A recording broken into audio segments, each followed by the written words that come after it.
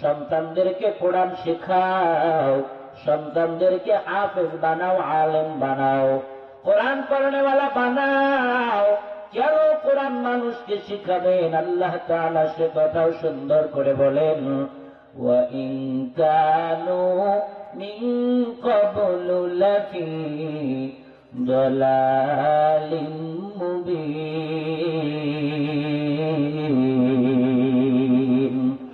আল্লাহ তাআলা বলেন, যদিও তারা স্পষ্ট গোমরাহির ভিতরে লিপ্ত ছিল, তারা গোমরাহ ছিল, ওই গোমরাহ মানুষগুলোকে আপনি কোরআনের দাওয়াত দেন পয়গম্বর। ওই পথভ্রষ্ট মানুষগুলোকে আপনি কোরআনের দাওয়াত দেন। কোরআন শুনলে পথগুলো মানুষগুলো পথের দিশা পাবে। কেমন পথভ্রষ্ট ওই জামানার মানুষগুলো ছিল, যাদের কাছে কোরআন ছিল না, ইসলাম ছিল না, যাদের কাছে কালিমা ছিল না, তারা কেমন পথভ্রষ্ট ছিল। ও পলাশবাড়ির বাবা, ও নওজোয়ান যুবক, আল্লাহর গোলাম, ও পর্দার অন্তরালের মা, যে মানুষগুলোর কাছে কোরআন ছিল না, তারা কেমন জাহেল ছিল, কেমন গোমরা ছিল। আপন পিতা হবার পরেও কলিজার টুকরা কন্যা সন্তান গুলারে তারা জীবিত জমিনে দাফন করে দিত, ঠিক কিনা? সন্তান নিয়ে বাবা মরু প্রান্তরে যায়, দিনভর বাবা গর্ত খনন করে। সন্তান বাবার কষ্ট দেখে বলে, বাবা কেন তুমি গর্ত খনন করো? আমার জানতে ইচ্ছে হয়, এই মরু প্রান্তরে তো কেউ নাই, আর তুমি যে এখানে গাছের চারা রোপণ করবা সেই গাছও নাই, কেন তুমি এখানে গর্ত খনন করো? বাবা সন্তান তো জানে না বাবা তার জন্যই গর্ত খনন করছে। সন্তান বাবার কষ্ট দেখে বাবার চেহারার ঘামগুলো সন্তান নিজের হাত দিয়ে মুছে মুছে দেয়। আর সেই গর্ত খনন করা যখন শেষ হয়ে যায়, ওই পাষাণ হৃদয়ওয়ালা জালেম পিতাগুলো সন্তানগুলোরে টেনে হেঁচড়ে গর্তের ভিতরে ফেলাইয়া দেয়। সন্তান কান্না করে আর বলে, বাবা কি অপরাধ, কি দোষ করেছি আমি, বলো বাবা। ও বাবা, তুমি যদি চাও জিন্দেগিতে কোনোদিন তোমাকে আমি আর বাবা বলে ডাকবো না। ও বাবা, তুমি যদি চাও কোনোদিন তোমার সামনে আর বাবার পরিচয় নিয়ে যাব না। ও আমার পিতা, তুমি যদি চাও কোনোদিন তোমার কাছে পোশাক চাবো না, কাপড় চাবো না, খাবার চাবো না বাবা, এরপরেও তুমি আমার এই জমিনের ভিতরে জীবিত দাফন করিও না রে বাবা। ও বাবা, এলাকার অন্য মানুষ যদি আমার হত্যা করত, কোনো দুঃখ নাই, কিন্তু তুমি বাবা হইয়া যখন আমার গর্তের ভিতরে দাফন করো, এই কষ্ট সহ্য করার মতো ক্ষমতা তোমার কন্যার নাই। এরপরে ওই পাষাণ হৃদয়ওয়ালা পিতাগুলো বুঝে না, সন্তানরে টেনে হেঁচড়ে গর্তের ভিতরে ফেলাইয়া দেয়। ও পর্দার অন্তরালের মা, মাগো কোরআন আছে জন্য তুমি মা আজকে এত দামি রে মা। কোরআন আছে জন্য তুমি আজ অপরের মা, অপরের বোন, অপরের স্ত্রী। কোরআন যদি না থাকতো পৃথিবীতে মারা জমিনের ভিতরে আর থাকতো না। মা যদি না থাকতো আপনি আমি সন্তান জমিনের ভিতরে বাসতাম না। ও মায়েরা শোনো, ইসলাম তোমাদেরকে সব থেকে বড় দামি বানিয়েছে রে মা। আজ তো অনেক সময় নারীরা বলে, তারা স্লোগান দেয় ইসলাম নাকি তাদেরকে ঠগিয়েছে, কোরআন নাকি তাদেরকে ঠগিয়েছে। আসলে তারা কি দেখে কয়? তারা বলে একজন পুরুষ বাবার বাড়িতে সম্পদ ডাবল পায়, একজন নারী কম পায়। কিন্তু তারা চিন্তা করে না, একজন স্ত্রী যেমন বাবার বাড়িতেও সম্পদের ভাগ পায়, শ্বশুর বাড়ি যাবার পর শ্বশুরের যদি সোনা সম্পদ থাকে, কিংবা যদি শ্বশুর বাড়ি যাবার পরে স্বামী সম্পদ থাকে, বলেন তো স্ত্রী ভাগ পায় না না পায়? কিন্তু কোন পুরুষ কোনদিন শ্বশুর বাড়িতে জমির ভাগ পায়? গলদ বাড়িতে পায়? জোরে বলেন। তাহলে নারী কম পায় না বেশি পায়? ও পর্দার অন্তরালের মা শোনো, একজন নারীর যতদিন পর্যন্ত বিবাহ শাদী হয় না বাবার জিম্মায় দায়িত্ব রয়ে যায়, বিবাহ হবার পর স্বামীর জিম্মায় তার দায়িত্ব চলে যায়। স্বামী যদি মারা যায় কিংবা কোনো কারণে যদি ডিভোর্স হয়ে যায়, ওই মহিলা যদি আবার বাবার বাড়ি ফিরে যায় বাবার উপরে পুনরায় দায়িত্ব পড়ে যায়। বাবা যদি দুনিয়ার জমিন থেকে চলে যায় আপন বড় ভাইয়ের উপরে তার দায়িত্ব আবার পড়ে যায়। আচ্ছা বাবা বলেন তো, এমন কি কোন পুরুষের ব্যাপারে দায়িত্বের ঘোষণা পাওয়া যায়?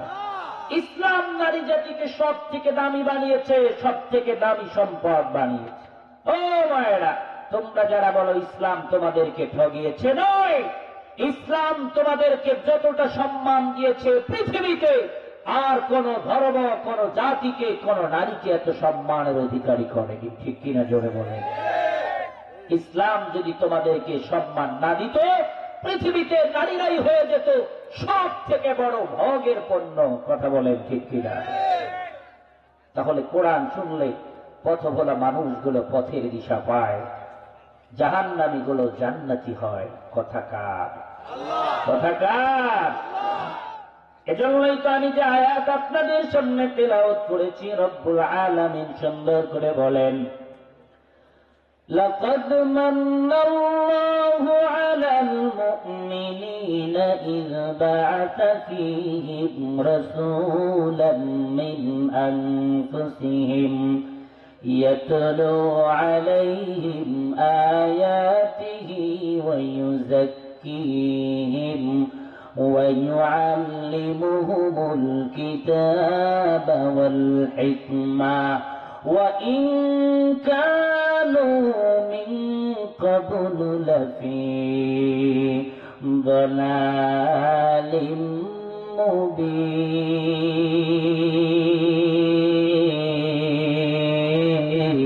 مبين।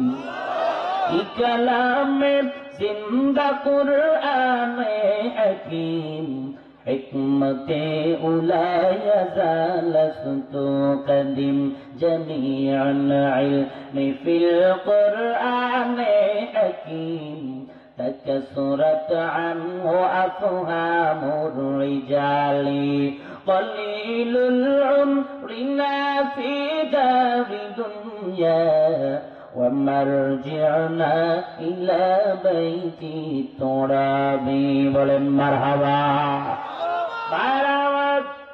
নবীজি আমার আপনার জন্য আলাদা, তবে নবীজি সাল্লাল্লাহু আলাইহি ওয়াসাল্লাম পৃথিবীর সবার জন্য হলেন রহমত। নবীজি এই জগতেও যেমন রহমত, নবী আমার পর জগতেও সবার জন্য রহমত। কেমন রহমত? কুরআনুল কারীমের ভিতরে প্রথম নাম্বার সূরা সূরাতুল ফাতিহা, যেই সূরা আমরা ফজর, যোহর, আসর, মাগরিবের সাথেও তেলাওয়াত করি, ওই সূরার ভিতরে আমার আপনার মালিক আল্লাহ তাআলা সুন্দর করে বলেন, আলহামদুলিল্লাহি রাব্বিল আলামিন।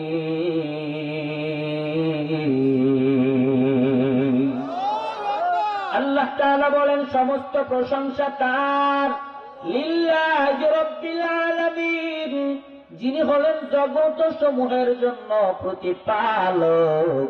বলেন তো সমস্ত জগতের যিনি প্রতিপালক তিনি কে? আলম মানে আলম হলো এক বচন, আলামিন মানে আলামিন হলো বহু বচন। আলম মানে একটা জগৎ, একটা দুনিয়া, আলামিন মানে অনেক জগৎ, অনেক দুনিয়া। যত জগৎ আছে আওয়াজ দিয়ে আর একবার বলেন সমস্ত জগতের মালিক কে? আমার আল্লাহ তাআলা যেমন রব্বুল আলামিন, আর আমার আপনার নবীর ব্যাপারে আল্লাহ তাআলা সুন্দর করে জানায়া দেয়, ও নবীর উম্মতের দল, আল্লাহু আকবার বলার জন্য জবানের ভিতরে জমা করে রাখো আছে যত বল। আল্লাহ তাআলা আমার আপনার পয়গম্বরের ব্যাপারে জানায়া দেন, ওয়া মা আরসালনাকা ইল্লা রাহমাতাল লিল আলামিন।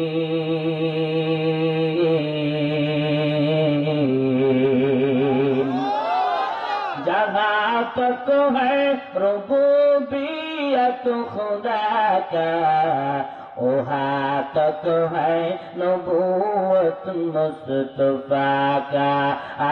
इमामुल अव्वलीन अल आखिरीन बहर सदका रहमतल लिल आलमीन। शुद वजूदाश रहमतल लिल आलमीन।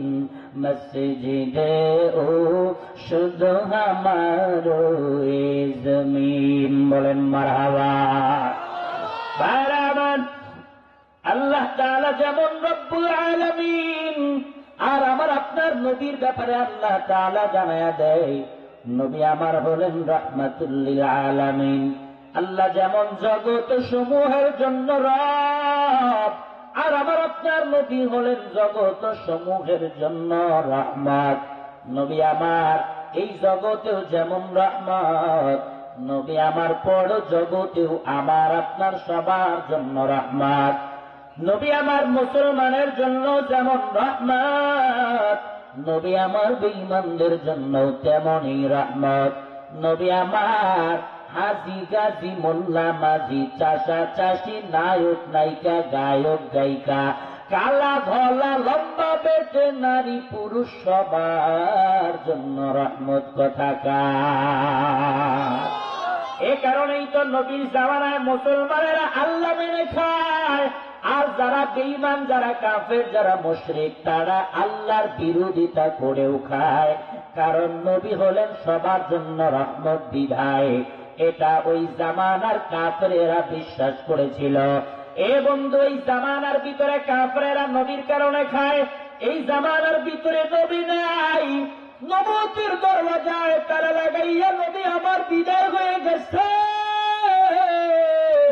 তবে আল্লাহর কোরআনের ভিতরে আল্লাহ তাআলা বলেন ইন্নামা ইয়াখশাল্লাহা মিন ইবাদিহিল উলামা।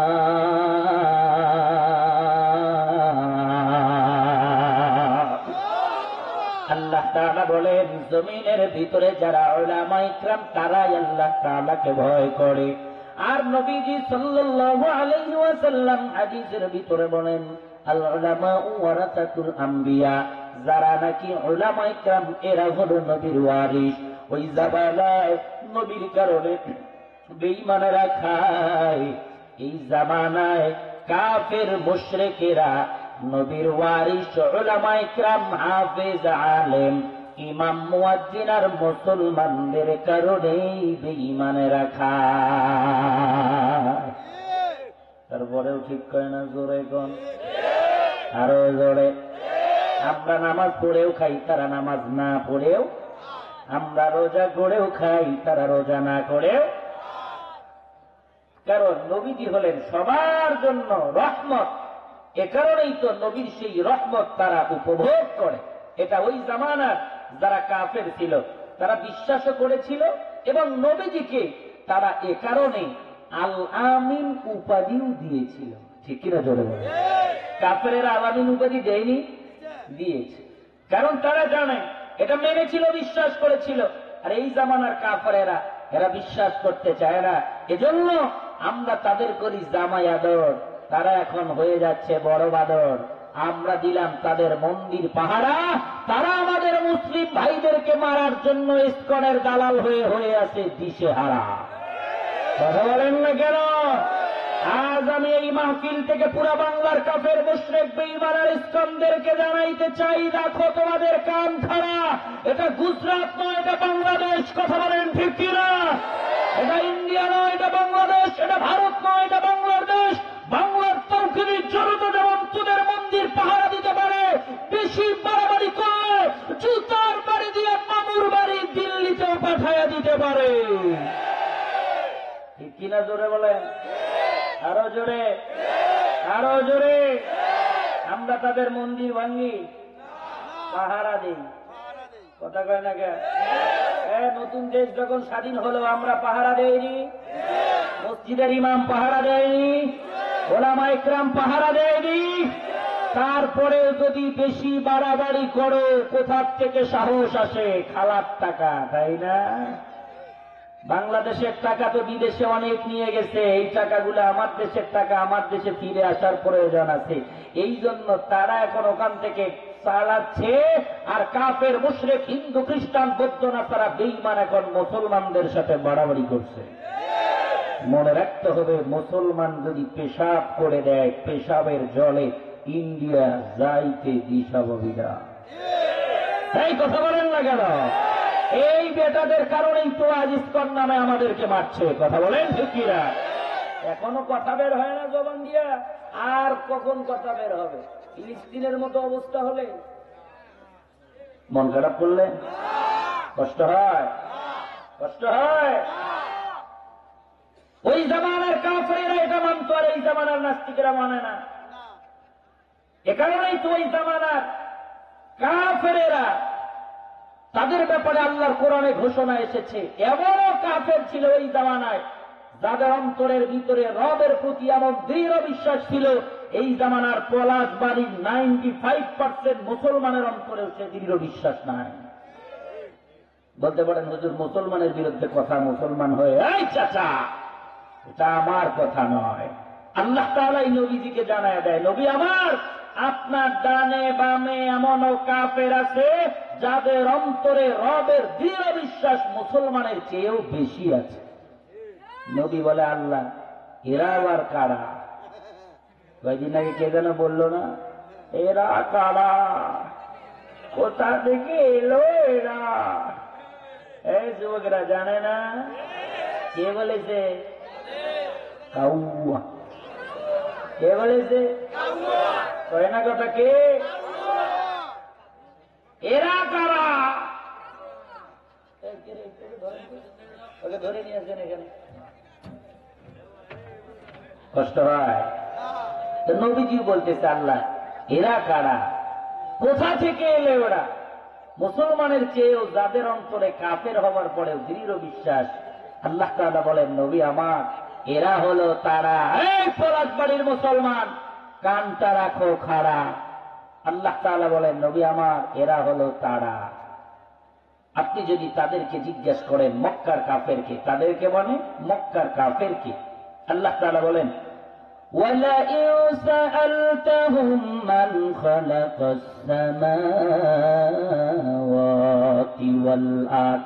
আল্লাহ তাআলা বলেন, নবী আমার, আপনি যদি তাদেরকে জিজ্ঞাসা করেন, মান খালাকাস সামাওয়াতি ওয়াল আরদ, কে বানিয়েছেন আসমান, কে বানিয়েছেন জমিন? আল্লাহ বলেন, নবী আমার, অবশ্যই অবশ্যই তারা বলবেন, লায়াকুলুন্নাল্লাহ, এগুলো যিনি বানিয়েছেন তিনি হলেন আল্লাহ। বলেন তো, আসমান ও জমিনের বানানেওয়ালা কে? ওই জামানার কাফের আবু জেহেল, উতবা, সাইবাও বলে আল্লাহ, আর এই জামানায় পলাশবাড়ির মুসলমানের লেলায় আল্লাহ। জোরে বলেন, আসমান জমিনের বানানেওয়ালা কে? আল্লাহ তাআলা আর বলেন, নবী আমার, আপনি যদি তাদেরকে আরো জিজ্ঞান, বলে কি? وَلَئِن سَأَلْتَهُم مَّن نَّزَّلَ مِنَ السَّمَاءِ مَاءً। রব্বুল আলামিন বলেন, নবী হে, আপনি যদি তাদেরকে বলেন, মান নাজ্জালা মিনাস সামাই মাআ, কে ওই আসমান থেকে পানি দেয়, আবার ওই আসমানি পানি দেবার পরে জমিনটাকে কে, মৃত জমিনটাকে জীবিত করে? কে ওই কাঠের মতো শক্ত জমিনগুলারে উর্বর ভূমিতে পরিণত করার পর আমের সময় আম, আলুর সময় আলু, জামের সময় জাম, কাঁঠালের সময় কাঁঠাল? আওয়াজ দিয়া বলেন তো, যিনি দেন তিনি কে? আল্লাহ বলেন, নবী আমার, অবশ্যই অবশ্যই তারা বলবেন, লায়াকুলুন্নাল্লাহ, এগুলো যিনি দেন তিনি হলেন আল্লাহ। দুইটা তাকিদ যোগ করে আল্লাহ তাআলা বলেন, লায়াকুলুন্নাল্লাহ, তারা বলবে, এগুলো যিনি দেন তিনি হলেন আল্লাহ। বলেন তো, ফসল দেনেওয়ালা কে?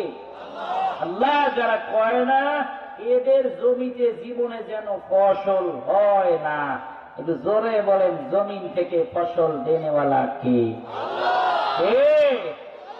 আল্লাহ তাআলা আরো বলেন, নবী আমার আপনি যদি তাদেরকে আরো বলেন, وَلَئِن سَأَلْتَهُمْ مَنْ خَلَقَهُمْ ও আবু জেহেল, উতবা ও শাইবা, বলো কি তোমাদেরকে বানিয়েছে? আল্লাহ বলেন, পয়গম্বর, তারা লাত উজ্জাতের কথা বলবে না, তারা তাদের দেব দেবতার কথা বলবে না, তারা তাদের মূর্তির কথা বলবে না। আল্লাহ বলেন, বরং তারা বলবেন লায়াকুলুন্নাল্লাহ, অবশ্যই অবশ্যই আমাদের কেউ যিনি বানিয়েছেন তিনি হলেন আল্লাহ। বলেন তো আমাদের বানানেওয়ালা কে? জোরে বলেন, মরণ দেনেওয়ালা কে? তোরে বানাইল যে জন্তুই ভুইলা রইলি তারে, তোরে বানাইল যে জন্তুই ভুইলা রইলি তারে, ও তোর সবে প্রয়োজন, ও তোর সবে প্রয়োজন পূরণ করেন তিনি, তবুও তারে ভুলিস কেমন করে? তোরে বানাইল যে জন্তুই ভুইলা রইলি তারে। ইমানের সাথে আরেকবার আওয়াজ দিয়ে বলেন, আমাদের বানানেওয়ালা কে? ওই জামানার কাফেরেরাও বলে আল্লাহ, আর এই জামানার মুসলমান নামে অনেক নাস্তিক আছে যারা বলে মানুষ এমনি এমনি হয়। আবার ওই তো বিগত জালেমের প্রতিনিধি শিক্ষামন্ত্রী নামে প্রতিবন্ধী, ওই যে দীপুমণি নামে নষ্টামির খনি, ছেলেবাসেই তো দিয়ে যায় মানুষ নাকি বানর থেকে হয়। আচ্ছা বাবা বলেন তো, জীবনে কোনদিন দেখেছেন একটা মানুষ বানর থেকে হয়? দেখেছেন? যারা দেখেছেন তারা কথা বলেন না, যারা দেখেননি তারা জোরে বলেন, মানুষ কি বানর থেকে হয়? বলেন তো আমাদের বাবার পরিচয় আছে না নাই? যার পাশে যে কথা বলবে না বুঝবেন ভেজাল আছে। যাদের আছে বাবার পরিচয় তারা জোরে বলেন, বলেন বাবার পরিচয় আছে না নাই? মায়ের পরিচয়, নানার পরিচয়, 14 পুরুষে কেউ বানর আছে? তাহলে এরা কেন বলে মানুষ বানর থেকে হয়? আমি আল্লাহর কোরআন রিচার্জ করে রেখেছি, আজ থেকে 1450 বছর আগে আল্লাহ বলেন, উলাইকা কাল আনআমি বাল হুম আদল। যারা বুঝেও বোঝে না, দেখেও দেখে না, শুনেও শোনে না, আল্লাহ বলেন আমি তাদেরকে মানুষ বলতে রাজি না। মানুষ যদি না হয় তাহলে তারা কি হয়? তারা তো বানরের কথা কয়। আমি বলি এরা কুকুরের চেয়েও খারাপ, কারণ কুকুরেরও 4টা পা। ঠিক কিনা জোরে গো? স্পষ্ট কথা, আগামী 25 সালে বাংলাদেশের ভিতরে যদি নতুন শিক্ষা সিলেবাস আগামী মাসে না দেওয়া হয়, যদি বানরের ইতিহাস আবার ফেরানো হয়, বাংলার তৌহিদি জনতা কোন শিক্ষা প্রতিষ্ঠানের তালা খুলতে দেবে না, দেবে না, দেবে না। ঠিক কিনা? আমাদের বাবার পরিচয় আছে না নাই? আছে না নাই? কষ্ট হয়, কষ্ট হয়। ওই জামানার কাফেরেরা তারাও বলেছিল আল্লাহ, আর এই জামানার মুসলমান হবার পরে নাস্তিকেরাও বলে মানুষ এমনি এমনি হয়। আমার ভাইয়েরা, এই যে এটা একটু বন্ধ করেন, এবার হাত দিলে বউ যাবে না, বন্ধ করো, অনুমতি দিচ্ছি। হ্যাঁ আমার ভাইয়েরা, কষ্ট হয়। এ কারণেই তো এই জামানার কোন কাফেরও যদি দোয়া করেছে তো আল্লাহ তাআলা সেই দোয়াই কবুল করেছে। সুবহানাল্লাহ বলে জোরে বলেন না। এই জামানার আমার মতো নিয়ামুল হক বিপ্লবীরে ভাড়া করে এনে দেশি মুরগির রান পিষে খাওয়াইলেও দোয়া কবুল হয় না। কথা কয় না কেন? বলতে পারেন কিভাবে? বদরের যুদ্ধে আবু জেহেল দোয়া করতেছিল, আল্লাহ বিজয় যেন তাদের হয়, হকের উপরে যারা রয়। আল্লাহ বলে কথাটা আমার বড় পছন্দ হয়, এজন্য মুসলমানের সংখ্যা যদিও কম হয় তারপরেও বিজয়টা মুসলমানদেরই হয়। এবার ঠিক না? জোরে বল সুবহানাল্লাহ। হ্যাঁ, দোয়া হবে 5 মিনিটের ভিতরে। তবারক নিয়ে আসেন। হ্যাঁ এরপরে তাদের এই বিজয় হয়, অথচ মুসলমানের সংখ্যা ছিল কতজন? 300 তো কথা কয় না, জোরে কয় 313 জন। তার এই বাস্তব প্রমাণ আমার বাংলার জমি এই বিগত কয়েকদিন আগে আমাদের রংপুরের এরশাদ মামা খালা আম্মারে নামাইতে নামাইতে লাঙ্গল নিয়েই কবরে গেছে, তারপরে খালা নামে আরেক ম্যাডাম আইসিইউ থেকে সাদা ধবধব হয়ে মরা মানুষ কয়েকবার বেঁচে আসলো, এরপরেও খালা নামে কথা কয় না, খালা নামে। আরে এই যে ছোট ছোট যুবক পোলাপান, স্কুল কলেজ মাদ্রাসার স্টুডেন্ট, এরা যখন বৈষম্য বিরোধী ছাত্র আন্দোলন, যখন কোটা সংস্কারের নামে ময়দানে নেমেছে, মাদ্রাসার তালেবে ইলম, ইমাম, মুয়াজ্জিন, উলামা, হযরত এরাও বলে আমরা আর ঘরে বসে থাকবো না, কারণ হুব্বুল ওয়াতনি মিনাল ঈমান, দেশপ্রেম হলো ঈমানের অঙ্গ। এ দেশটা তো কাউয়া সব খেয়েই ফেললো, এখন এরা বলে আমরাও ময়দানে নামবো। অতএব তাদের কোটা তো দূরের কথা, মৌলবীর সার্টিফিকেটই নাই, কথা কয় না রে। এ কারণেই যাদেরকে জালেম কিছুই মনে করেনি, এই ছোট্ট ছোট্ট যুবক পোলাপানেরা এমন হুঙ্কার দিয়েছে, বাংলার জমিন থেকে জালেম পালাইতে বাধ্য হয়েছে, কথা বলেন ঠিক না? আল্লাহ থাকলে বেশি লাগে, কথা কয় না লাগে না। আবু জেহেল বলে সব মুসলমানদের বিজয় হয়েছে, আমার দোয়া তো কবুল হয়েছে। কিছু মানুষ আছে না যারা বলে বাড়ি পোড়া যায় যাক, ছাওয়া তো দমকল দেখছি, কথা কয় না, আছে না নাই, আছে না নাই। আবু জেহেল বলে মুসলমানদের বিজয় হয় হোক, আমার দোয়া তো কবুল হয়েছে, হাদিসের ভিতরে এসেছে। এবার আবু জেহেল একটু পরে বলে তাহলে আর একটা দোয়া করি এই সুযোগে। কিছু মানুষ আছে না সুযোগে সদ্ব্যবহার, বৃষ্টি যেদিকে ছাতা ধরে, তবে এমন মানুষ পলাশবাড়িতে একটাও না। হ্যাঁ আছে আছে আছে। আবু জেহেল এবার বলতেছে নবীজির সামনে গিয়া, ইয়া মুহাম্মদ, সত্যি যদি তোমার উপরে কোরআন নাজিল হয়, তাহলে তুমি তোমার রবকে বলো আসমান থেকে যেন বৃষ্টির মতো পাথর বর্ষণ হয়। আল্লাহ কয় নবী আমার, এ আবু জেহেল কত বড় গবেট মার্কা মানুষ হলে এই কথা কয়? এই প্রশ্নের জবাব আপনি নবী দিবেন না, এই প্রশ্নের জবাব আল্লাহ বলেন আমি আল্লাহ দেওয়ার জন্য রেডি হয়ে আছি। আল্লাহু আকবার, জোরে বলেন। আল্লাহ কয় এই দোয়া করলেই কি আর কবুল হয়? যেমন বর্তমানে খালা আম্মা এখন দোয়া করতেছে না, এ দেশ আমার বাবা, আমার কি অপরাধ, আমি কি তোমাদেরকে ছেড়ে যেতে পারি? আমি তোমাদের পাশে আছি, আরেকটু বাড়াও বাবা, আরেকটু বাড়াও বাড়াও। কয় আমি তোমাদের পাশেই আছি, যে কোনো মুহূর্তে চট করে ঢুকে বলবো। আমি বলি খালা আপনি আসেন চট করে, তবে পিঠের ভিতরে ধানের চটের বস্তা পড়ি, কথা কয় না কেন রে? আপনি চলে আসেন, আপনার দরকার আছে। বাংলার তৌহিদি জনতা আপনার আয়না ঘর আপনাকে দিয়ে উদ্বোধন করবে, কথা বলেন ঠিক কিনা? আপনার দরকার আছে। কত মায়ের খোল আপনি খালি করেছেন, পাখির মতো গুলি করে মানুষ মেরেছেন, ওলামা ইকরামদেরকে নিরপরাধে আপনি জেলখানার ভিতরে বন্দী করে কোরআনের পাখিকে শহীদ করেছেন, ওলামা ইকরাম লক্ষ তৌহিদি জনতাকে বিনা অপরাধে আপনি কারাদণ্ড করেছেন, কথা বলেন না কেন? আপনার দরকার আছে, জাতি আপনাকে খুঁজতেছে।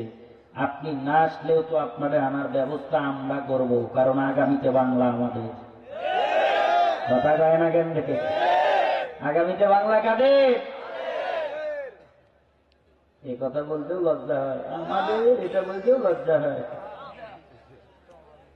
কষ্ট হয়। আল্লাহ কয় বুবু এই দোয়া করলেই কি কবুল হয়? যেমন আবু জেহেল রে কয়, আবু জেহেল এই দোয়া করলেই কি কবুল হয়? ও নবী আমার, এই প্রশ্নের জবাব আপনি দিবেন না, এই প্রশ্নের জবাব আমি আল্লাহ দেওয়ার জন্য রেডি হয়ে আছি। এবার হাত উঁচু করে আল্লাহু আকবার বলার জন্য রেডি থাকেন। আল্লাহ তাআলা বলেন নবী আমার, আমি জবাব দিয়ে দিই, ওয়া মা কানা ليعذبهم وأنت فيهم আর জোরে আল্লাহু আকবার। আল্লাহ বলেন পয়গম্বর আপনি নবী হলেন রহমতের নবী, আপনি হলেন রহমত, আর পাথর হলো গজব। তাই আপনি নবী যতদিন জমিনে থাকবেন গজব ততদিন আসবে না। রহমতে আলম নবী, রহমতে আলম নবী, নবী দু জাহান সাহাবীরা আতর বানায় যেই নবীজির ঘাম, সাহাবীরা আতর বানায় যেই নবীজির ঘাম। ঠিক না? নবীর মহাব্বতে আমার সাথে জোরে বলেন রহমতে আলম নবী, বলেন রহমতে নবী দু জাহান সাহাবীরা আতর বানায় যেই নবীজির ঘাম, সাহাবীরা আতর বানায় যেই নবীজির ঘাম। মারহাবা। আল্লাহ বলেন নবী আপনি হলেন রহমত আর পাথর হলো গজব। তাই আপনি যতদিন জমিনে থাকবেন ততদিন গজব আসবে না। নবীর কারণে দুনিয়াতেও বেঈমানেরা বেঁচে গেছে, আমরাও বেঁচে গেছি। শুধু দুনিয়াতেই নয়, নবীর কারণে কিয়ামতের ময়দানেও সাময়িকভাবে সবাই বেঁচে যাবে রে বাবা। একজন মাইয়াতকে কবরের ভিতরে রাখার পর ওই কবরটা কারো জন্য জান্নাতের টুকরা, কারো জন্য জাহান্নামের টুকরা। তবে ওই কবরই শেষ নয়, ওই কবর থেকে এক ময়দানের ভিতরে সবাই উঠানো হবে। ওই ময়দানের নাম ময়দানে মাহশর তথা কিয়ামতের ময়দান। ওই ময়দানের ভিতরে উঠাইয়া আমার আপনার মালিক আল্লাহ তাআলা তার কুদরতি সিংহাসনের ভিতরে যাবেন বসিয়া। এবার আল্লাহ তাআলা বলবে শোনো, লিমানিল মুলকুল ইয়াউম,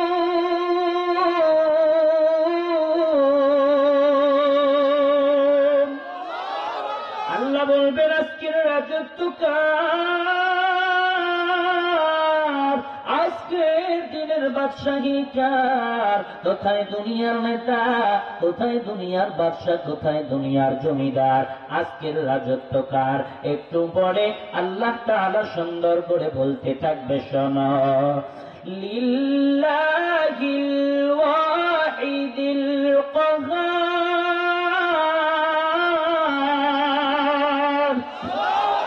আল্লাহ তাআলা বলবেন আজকের রাজত্ব একমাত্র আমার, আজকে দুনিয়ার আর কারো রাজত্ব চলবে না। দুনিয়ার কোন বাদশার বাদশাহী আজকে চলবে না, আজকের রাজত্ব একমাত্র আল্লাহর। এবার সবাই বলবে হায় হায়, আমরা তো কবরেই ছিলাম, ভালো ছিলাম, ঘুমান্ত ছিলাম, কে আমাদেরকে এই ময়দানের ভিতরে আনলো? ওই দিন আপনি আমি এই কথা বলবো। আল্লাহর কোরআনুল কারীমের ভিতরে সুন্দর করে আল্লাহ তাআলা সে কথাটা বলে দেন। ওই দিন আপনি আমি কি বলবো রে বাবা? আল্লাহ বলেন, ইয়া ওয়াইলানা মান বা'আসানা মিন মারকাদিনা।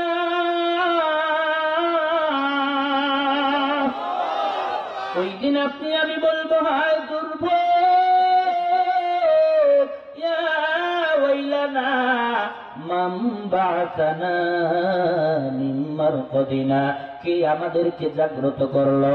আমরা তো কবরেই ছিলাম, বেশ ভালোই ছিলাম, কে এই ময়দানের ভিতরে আমাদেরকে আনলো? একটু পরে আল্লাহর ফেরেশতারা কিংবা মুমিন বান্দা বান্দীরা জবাব দিয়ে দিবে, শোনো শোনো, হাযা মা ওয়া'দার রাহমানু ওয়া সাদাকাল মুরসালুন।